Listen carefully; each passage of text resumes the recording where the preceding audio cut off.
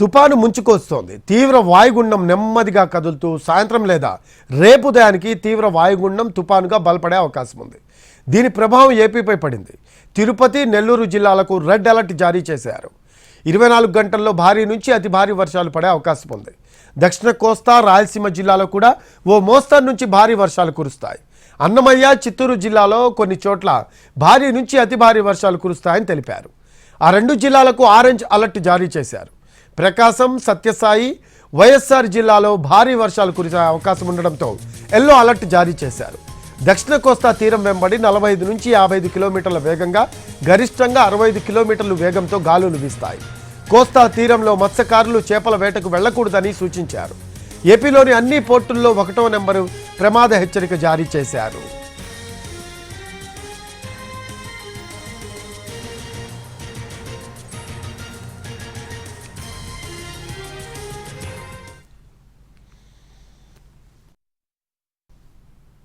అయింది. తీవ్ర వాయుగుండ ప్రభావంతో భారీ నుంచి అత్యంత భారీ వర్షాలు నమోదవుతాయని భారత వాతావరణ శాఖ చెబుతోంది. సార్, ప్రస్తుతం తీవ్ర వాయుగుండం ఏ ప్రాంతంలో కొనసాగుతోంది? అది తుఫానుగా ఎప్పుడు మారే అవకాశం కనిపిస్తోంది? నైరుతి బంగాళాఖాతంలో ఉన్న తీవ్ర వాయుగుండం గడచిన 6 గంటల్లో స్థిరంగా నిశ్చలంగా అదే ప్రాంతంలో అనగా నైరుతి బంగాళాఖాతంలోనే శ్రీలంకకు దగ్గరలో 9.1 డిగ్రీల ఉత్తర అక్షాంశం, 82.1 డిగ్రీల తూర్పు రేఖాంశం వద్ద అనగా తమిళనాడుకు దక్షిణ ఆగ్నేయ దిశలో 480 కిలోమీటర్ల దూరంలోను, పుదుచ్చేరికి 410 కిలోమీటర్ల ఆగ్నేయ దిశలోను, కరైకల్కు 310 కిలోమీటర్ల ఆగ్నేయ దిశలోను, శ్రీలంకలోని ట్రింకోమలికి 110 కిలోమీటర్ల తూర్పు ఈశాన్య దిశలోను కొనసాగుతూ ఉంది తీవ్ర వాయుగుండంగా. ఈ రోజు సాయంత్రం నుంచి రేపు ఉదయం లోపల సైక్లోన్గా పరిణమించే అవకాశం ఉంది.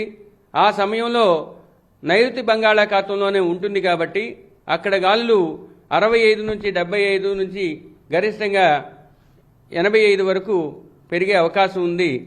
కానీ తీరానికి వచ్చే సమయానికి అది కొంచెం బలహీనపడి తీవ్ర వాయుగుండంగానే తమిళనాడు, నార్త్ తమిళనాడు తీరంలో మహాబలిపురం మరియు కరైకల్ మధ్య తీరాన్ని తాకే అవకాశం 30వ తేదీన ఉంది ఉదయం. దక్షిణ కోస్తా, రాయలసీమ జిల్లాలకు ఎటువంటి బులెటిన్స్ ఇష్యూ చేశారు? ఎందుకు అక్కడ రెడ్ అలర్ట్ ఇష్యూ చేయాల్సిన అవసరం వచ్చింది? ఈ తుఫాను ప్రభావం వలన దాని తరువాత బలహీనపడినప్పటికీ, తీవ్ర వాయుగుండంగా తీరాన్ని చేరినప్పటికీ ఈరోజు భారీ వర్షాలు లేకపోయినా రేపు అనగా 29వ తేదీన తిరుపతి, నెల్లూరు జిల్లాల్లో రెడ్ వార్నింగ్ జారీ చేసే అవకాశం ఉన్న భారీ నుంచి అతి భారీ నుంచి అత్యంత భారీ 1-2 చోట్ల పడే అవకాశం ఉంది. చిత్తూరు, అన్నమయ్య జిల్లాల్లో ఆరెంజ్ వార్నింగ్ని జారీ చేశారు. రేపటికి భారీ నుంచి అతి భారీ వర్షపాతం 1-2 చోట్ల చిత్తూరు, అన్నమయ్య జిల్లాల్లో నమోదయ్యే అవకాశం ఉంది. ప్రకాశం, వైఎస్ఆర్ కడప, శ్రీ సత్యసాయి జిల్లాలకు ఎల్లో వార్నింగ్ జారీ చేసే అవకాశం ఉన్న భారీ వర్షపాతం 1-2 చోట్ల నమోదయ్యే అవకాశం ఉంది. 30వ తేదీన తిరుపతి, నెల్లూరు, ప్రకాశం జిల్లాల్లో భారీ నుంచి అతి భారీ 1-2 చోట్ల పడే అవకాశం ఉన్నందువల్ల ఆ జిల్లాలకు ఆరెంజ్ వార్నింగ్ ఇవ్వడమైంది.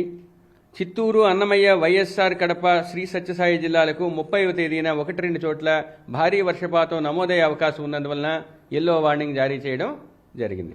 వచ్చే 3-4 రోజుల పాటు పూర్తి స్థాయిలో రైతులు అప్రమత్తంగా ఉండాల్సిన అవసరం ఉంటుంది.